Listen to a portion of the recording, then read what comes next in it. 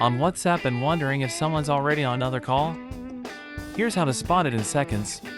First, open WhatsApp and tap the Chats tab, then open the person's conversation.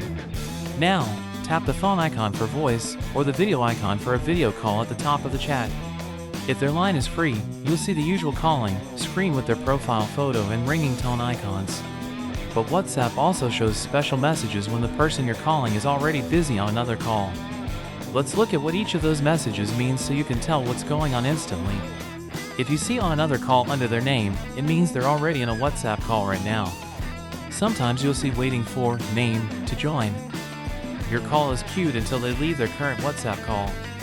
If their internet is off or they're unreachable, you'll usually see calling with no on another call or waiting message. If they reject you while on another call, you might see busy or the call will just end with a missed call in the chat.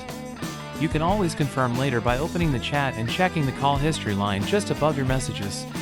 Now you know, watch for on another call or waiting to instantly see if they're busy before you try again.